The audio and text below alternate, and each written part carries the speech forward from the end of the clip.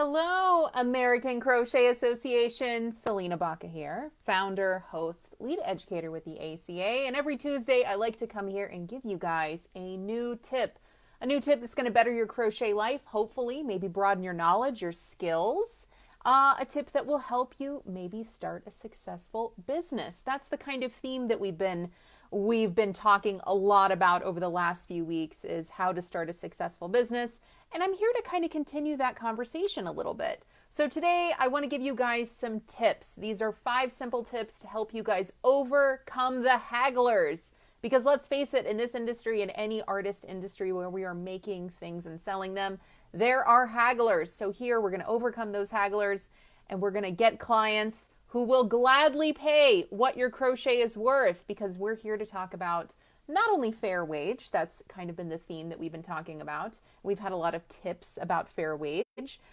So this is in addition to those conversations. If you guys are watching live, come on over, say hey, say hello, tell me where you're viewing from. If you have any questions about the topic at hand today, 5 simple tips to get paid what you're worth, let me know in the comments. Before we get started with these 5 tips, I do want to take a moment because there are so many of you guys here and commenting.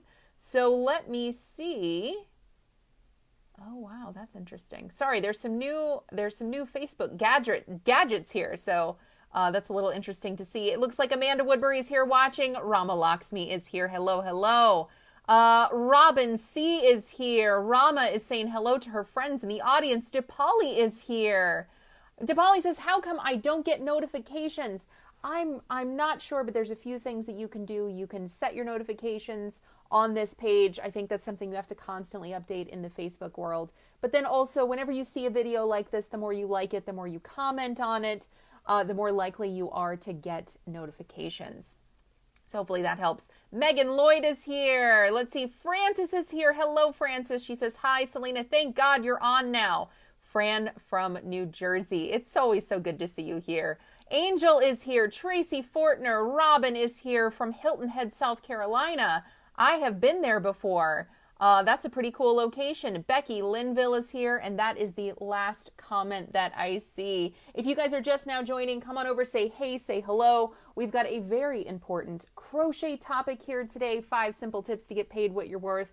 So I'm just going to kind of give you guys the headlines of each one, and let's make this a conversation. Let's bring some dialogue to this. So if you guys have questions, comments, concerns about any of these tips that I'm sharing here today, let's talk about it. Okay, here we go. 5 simple tips to overcome the hagglers. That's what this is about. Overcoming hagglers. Goose agrees. See, he can get behind that message. And get clients who will gladly pay what your crochet is worth. I do have a link attached. So after this live video, if you would like a written form of the topic that we're talking about today, just click on that link and you guys can view it at your leisure. Also, if you guys think that this is different, fun, interesting, amazing, tag a crochet friend in the comments. Or if you guys could hit that share button and share this video in just one place where you enjoy crochet, or if the topic of pay ever comes up in the crochet world, this could be a great conversation starter. Okay, here it is. Tip number 1. I want to hear your initial reactions when I say tip number 1, raise your prices. What do you guys got to say about that? Now, that's probably a knee-jerk shock reaction. Raise my prices? What? You're crazy. Oh my gosh. Again, over the last few weeks, we've talked a lot about the value of crochet, the value of your worth, the value of your time, and that you are worth a fair wage. So what a lot of people do in any industry, not just the crochet industry, although we see it in the crochet industry a lot, whenever we're not selling or whenever we feel like we want to sell more, we lower our prices. What do? We ask everybody, hey, what's this worth? What would you pay for this? Or we get a client and that client tells you, well, I found it for $5 cheaper on Etsy, or I can get it for $10 at Walmart. Those are not your clients. They're not your ideal clients. They don't value who you are, what you do, and what you have to offer. Lowering your prices or having very low prices, those are kind of one and the same. They may not lead to more sales. In fact, those may actually give clients a poor perception of your value. If clients are looking for crochet work, they're looking for the work, right? Somebody who truly values who you are and what you do, they're going to look at the work. They're going to look at the individuality, the quality. Maybe they're looking for you and your personality. Maybe it just feels good to buy from someone like you. So if you have a really, really low price, that may give them a poor perception of your value. Other shop owners may undercharge because they believe price is the driving reason that people buy. That is not the driving reason that people buy every single time. That is a strategy for destruction, not a strategy for stratospheric success. Now, if price were the only, if that was the only reason that people bought, Walmart would be the only place we would shop. Right? Let's let that sink in. If price were the only reason people bought, Walmart would be the only place we would shop. Now, I know you guys are like, Walmart's not always the cheapest or whatever. The point that I'm trying to make is that there's more to offer than price alone. Am I right? Am I right? So if you charge a fair wage for yourself and you charge a fair wage for your work, and your prices fit that accordingly, you're never apologetic about your prices, then you're going to not only raise your own perceived value, you're going to raise the perceived value of your brand. And that can actually stimulate sales. Now, I say this a lot, and I would love to hear what you guys think. For, let's just say $50. That's a nice round number. For $50, would you guys rather make 5 things or 1 thing? I'd rather make 1 thing for $50. I'm not talking about price gouging. I'm not talking about, you go, well, what is the thing? I don't know. I'm not sure. Of course, I'm not talking about a blanket. Let's just, okay, $50 for a scarf. Let's just arguably say that.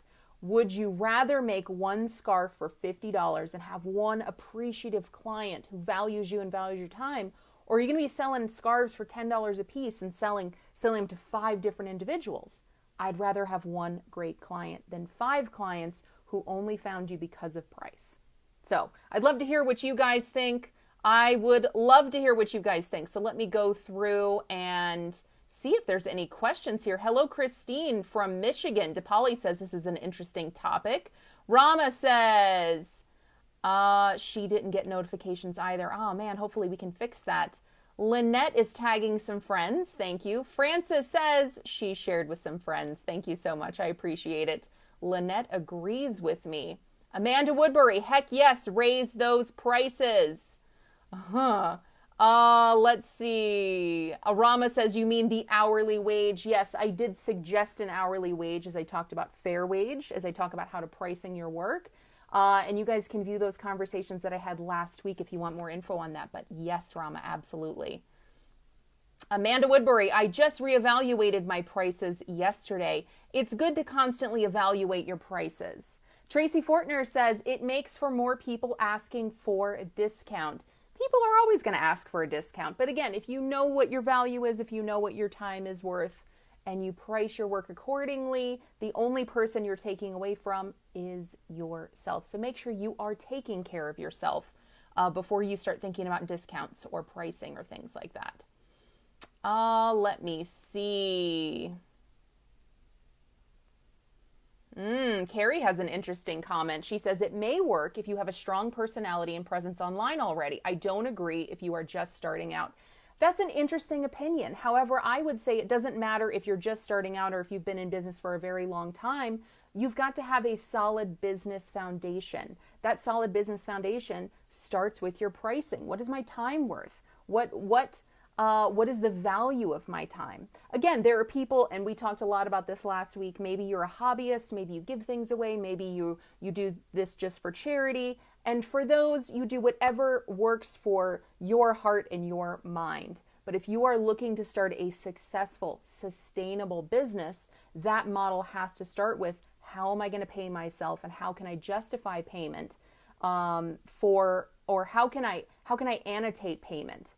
And how can I justify that so that it makes sense for me, so that I'm not working myself to death for no money? So I would argue, Carrie, I apologize, especially when you're starting out, it's much more efficient and more effective to say, I'm worth this much money. It costs this, it takes this much time and it costs this much money to put this together. So I'm not going to lower my prices. I'm not going to be the Walmart of crochet. I am going to put my best work forward, and that best work is worth a fair wage. So I will say that, and I'd love to hear what you think. Lynette is here. She says it's a quality product that many actually want. Yes, quality. Quality is always an excellent driving factor. Let's see. Lynette, word of mouth is very good. I'm going to talk about that point in just a minute. I'm glad that you said that. And I'm going to touch on that specifically in just a moment. But right now I want to pause and I want to bring you to tip number 2. Here I'm giving you guys 5 tips to get people to pay what you're worth.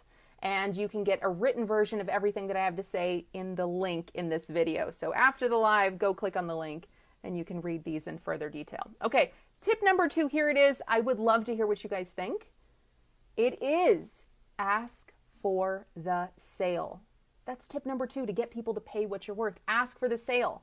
Now, creative types can be timid about their prices. We see it a lot. Even now, we see some people being kind of timid about, I'm not sure, I don't know, it feels a little aggressive. A lot of people cringe when even saying price out loud or asking for the sale out loud. We cringe. We don't want to do that. If you're cringing or if you're feeling apologetic about your prices, your client is going to sense that, all right? Like, DePauli, this is a beautiful blanket that you've made. How much is it? Maybe they're gladly willing to pay whatever it's worth. And DePauli's like, I don't know, I'm not sure, I don't know. Which DePauli would never do that. She's on her A game. She wouldn't do that. Now, you don't know what your client's budget is. You can't assume what their budget is. You can't assume what other people are willing to pay. And you shouldn't assume and lower your prices or put your prices in a category that you think others are willing to pay. You cannot do that. Now, when you believe in the value of your work, I say this for everything pertaining to price, for everything pertaining to selling your work, when you believe in the value of your work and you charge a fair wage for yourself accordingly, your tone and your delivery, it's going to be portrayed in a very cool and confident way. And that's very powerful. And your confidence will lead to more sales. So it's okay to ask for the sale. It's okay to ask people if they're interested in the sale. It's okay to tell people what your price is, all right? And again, when you know your fair wage, when you know what your value is, you will project that. And that's a very powerful thing. All right, let's see what you guys have to say about that. Let me see what kind of comments are here. Christine, confidence in your work and worth. Very wise words. Thank you. Francis says, I was selling through a zoo group, which wanted 10% for donations, which I understood, but now it's 20%. You know, Francis, that's very interesting. And I would still say, don't minimize what your value is. Don't do that at all. If they want 10% or 20%, unless you're donating, unless you're doing charity work, let's say you have an item that's $100. That's, hey, time and materials and all that. I would sell this for $100. If you want to donate to, some proceeds to a cause, then you do whatever you would like to do. That is your money, and you can do whatever you'd like to do with your money. But if a company is asking you to make something, this is where, and I say this all the time, I think wholesale is rubbish in this industry. Never take wholesale out of what you're making. Wholesale doesn't come out of your profits. It has no place in that. If somebody else wants to sell your work, like this zoo, if you're making items and putting them there, have that company buy your work, and then they can post a markup. And if they want to buy your item for $100 and then sell it for $110 or $120, they're welcome to do that. But you should not, if you don't want to, and you should not be expected to, lower your prices for wholesale, because the only person you're taking money away from is yourself. That's not a fair wage. So I wholeheartedly disagree with that if that's not the direction you want to go in. Let me see what other kinds of questions are here. Amanda Woodbury, yes, if you don't offer, no one will know what you have. Selling isn't gross. Selling isn't gross. I'm so glad you said that, Amanda Woodbury. So many times people say, I don't want to sell. I feel icky. I don't want to do it. If you believe in the value of your time, if you believe in the value of your skill, if you believe in the value of your work, if you believe that whatever it is that you're doing is solving problems, And I do believe that whatever you do solves a problem, whether it's giving someone a creative outlook or creative perspective, or it's giving them something to do, or it's giving them something to enrich their lives. As long as you're providing that, selling isn't gross. It's not. It's absolutely not. Thank you for saying that, Amanda. Let's see who else is here. Lynette, yes, I've had people pass, then out of the blue contact me for some orders. Yes, just stand your ground. Margaret is here. I would add screenshots of that, Lynette, but I can't. Oh, I don't know what that's about, but I'm going to skip over that. Sorry. Francis, she says, thank you, Salena. I had been pondering that for a while. Hopefully that was some helpful advice for you. Okay, so I've got some more tips to give. I've only gone through 2 of 5. Tip number 3. Now, someone made a comment about this before, and I love this tip. So let's have a great conversation about this. Tip number 3 of 5: focus on repeat clients. It makes sense, doesn't it? Happy clients are repeat clients, and happy clients are going to be your best advocates when gaining new clients. There's something really magical about hearing a testimonial from a satisfied buyer, and it's a very compelling validation of your products. It's a compelling validation of your services and of your prices. So keep your clients happy. And if you do that, you're going to find more people who will want to do business with you. So if you do have one client who they already know you, they like you, they trust you, they value you, they have purchased from you, you can focus on those clients to maybe serve other needs for them. Maybe they want to share how happy they are with their friends and with their family. Maybe they'll give you a social media testimonial. Maybe they'll send a picture of, their baby in that blanket that you made.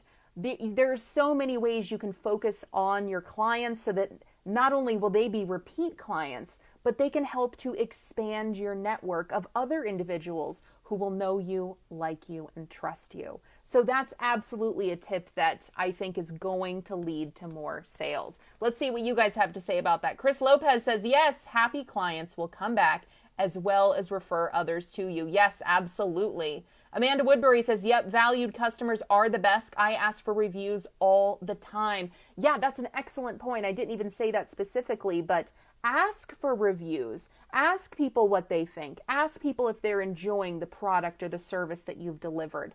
Ask for that, because when you ask for that, you're going to get some really valid feedback. Maybe not only to better what you do, better who you are, better how you service individuals, but you're also going to get some really powerful verbiage that you can share with others so that they can see why clients know, like, and trust you. So it's a really powerful thing.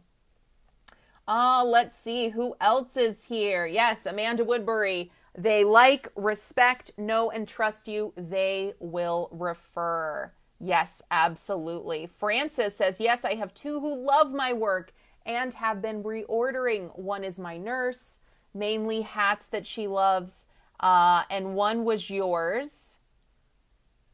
And one was yours from the mystery crochet along. See, when you're making things that solve problems, that bring joy to people's lives, and again, I always say this, and I love to have the conversation about how crochet solves problems. You guys are like, solves problems, it doesn't put food in your belly. No, but it may bring joy, it may bring comfort, it may bring warmth.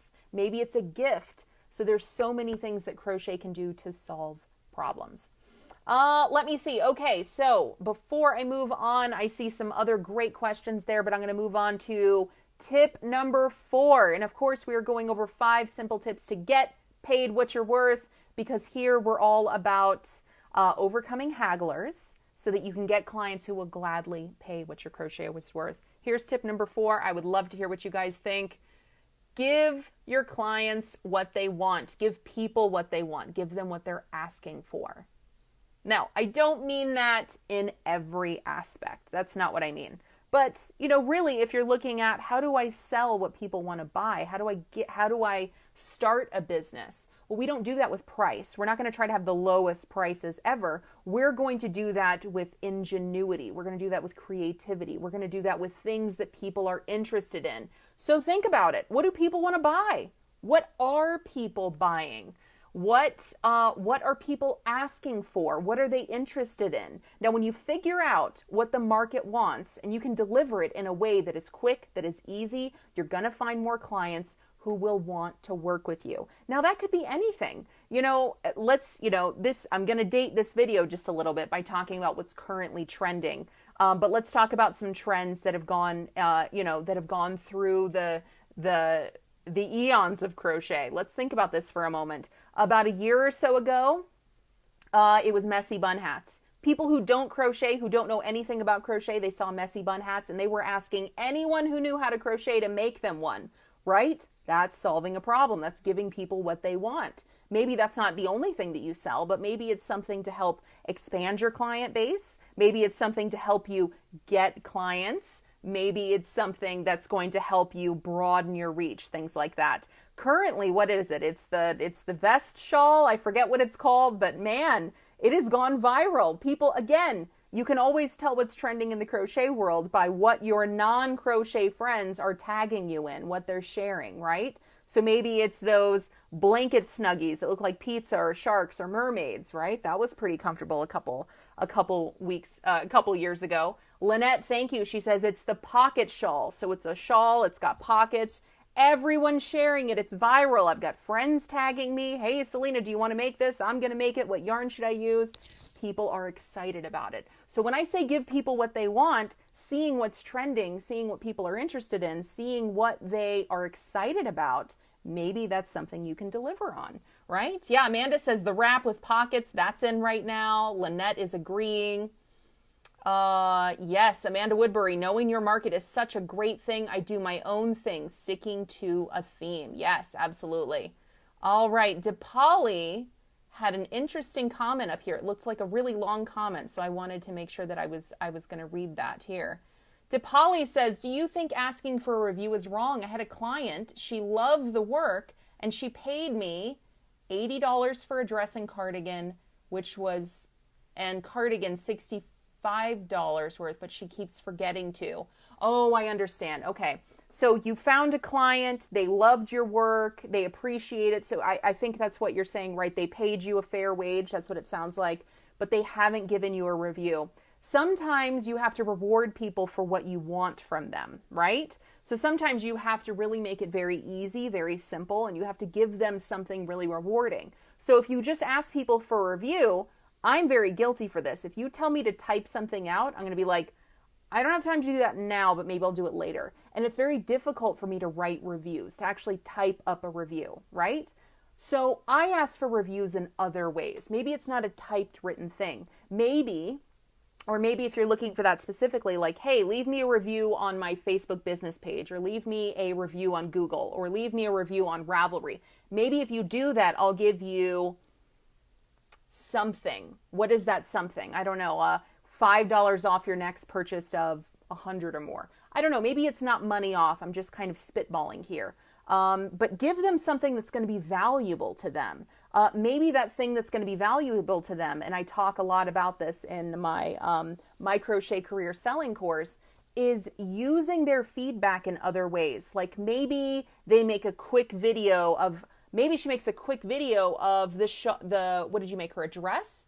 Maybe she makes a quick video. Maybe she's going to turn in the dress for you, and she's going to allow you to share that on your social media page. Maybe she takes a picture of her wearing the dress or the cardigan and just says, "Love it, thanks." The fact that she bought it and she's wearing it, that's a heck of a review. The fact that she's sharing a picture, that's a heck of a review. So maybe you're looking for one thing specifically, but maybe you can, utilize video, imagery, something else that can be just as powerful as a review.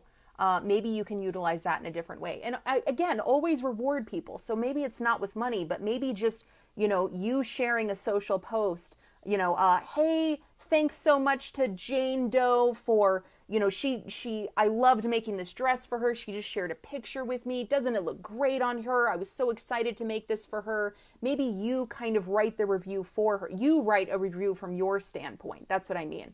You're writing an appreciation post, but this client is sharing something that they got from you. So get creative with it. Get creative with it, and don't assume that just because you're not getting one specific thing that they're not happy or that they're not going to be willing to do something else to show you that they appreciate you. So let me know what you think about that, DePauli. I'd love to hear. Francis gives thank you cards. That's an excellent idea. Lynette, she had some great advice. She says, not all people have the technical know-how. Exactly. There's so many reasons why people may not give you a typed review. Maybe they're only ever on their phone and they've got big fat thumbs like me and they're like, oh, typing sentences. Or maybe they just think, well, I'll do it later. There's lots of reasons why people may not go through the hurdles. So that's why, hey, just send me a picture or something like that. Or, hey, let's do a video together. Or, think of other creative ways to get their feedback. All right, let us see. What other questions are you guys posting here? Oh, I love that you guys are making this a conversation. Thank you so much. All right, Chris Lopez, OMG. I made one messy bun hat for my daughter. A friend I hadn't seen in about 10 years saw the picture and asked me to make 4. When I delivered them to her, her friend paid me up front for 5. I wasn't even trying to sell, but sure made good money by posting one picture on Facebook. Exactly. Chris Lopez, that's exactly what I mean, and I love that story because it's exactly what I meant by give people what they want. That's exactly what I meant. I'm so glad that you shared that story. DePauli says, that's a wonderful idea. She's going to do that next time. My pleasure. Okay, and with that, I am going to move on to tip number 5. If you are just now joining us, don't be shy. Come on over, say hey, say hello, tell me where you're viewing from. I've got 5 simple tips to get paid what your crochet is worth. I've already gone through 4. We're making this a fun conversation. If you've missed it, you can always go back and watch the replay. And if you want a typed version of all these tips, just click the link in this video to get those after the live, okay? Tip number 5, this is one of my favorite, and DePauli, this may help you with that question we were just talking about a moment ago. Tip number 5, create wow experiences. Do you like how I did that? Create wow experiences. Do that. Now, what do I mean by that? And I'd love to hear what you guys think, okay? When you exceed the expectations of your clients, you will create amazing experiences for them. Companies that do focus on the wow factor, they tend to have increased satisfaction rates and much higher retention rates. Now, remember tip number 3 above, happy clients are repeat clients, right? We talked about that. Now I say above because I'm reading my post. I'm sorry. But tip number 3, happy clients are repeat clients, and repeat clients are going to be your best advocates. So every time you create a wow experience, and Amanda Woodbury says the wow factor, as my friends would say, yes, you want to leave your clients thrilled with the experience. And think about any time you've had a great experience. You tell your friends. You tell people. You can't wait to tell people, oh my gosh, I just went to this restaurant and the service was so great. I never had, my water glass was always full. They were so friendly. The food was amazing, of course, but the atmosphere was great. They give you mints when you're done. I mean, you want to tell people when you're wowed. You do. You want to tell people. And now what does wow mean? It doesn't mean like, you're throwing them a parade and you're, sprinkling confetti on everything. It means you're just exceeding the expectations of your clients, right? So maybe you're not throwing them a parade. Maybe you're gift wrapping all the items with just really pretty tissue paper and a nice sticker. Someone mentioned before a thank you note. So maybe nice tissue paper, a thank you note. What else? Maybe you're telling them, Amanda Woodbury, for example, I'm going to pick on Amanda. Maybe Amanda says, yes, I've taken your order. It'll be ready on Sunday. But secretly you're like, it's going to be ready Friday, but I'm not going to tell her that. That's exceeding their expectations. It's ready 2 days early. That's fantastic, right? Exceeding expectations can mean communication. Hey, Amanda, thank you so much for your order. Just wanted to let you know, here are the details. I'm just confirming them with you. Wanted to let you know that I'm going to start working on this date. It'll be ready by this date. I'll share a picture with you when it's done to make sure you absolutely love it. and then I will deliver it on this date by these means.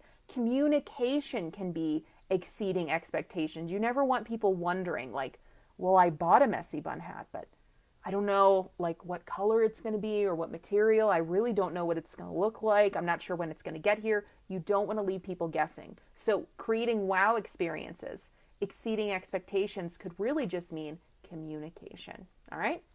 All right. Let's see what you guys have to say. Amanda Woodbury, it's cool. Great customer service goes a long way. Melody says, love this information. Thank you, Melody. I appreciate you. Terry B is here. She says, hi, everyone. We'll have to watch the replay. Yes, please do. Amanda Woodbury, always give them more than they expect. I love that. The wow response, the wow factor, as my friends would say, as Amanda said.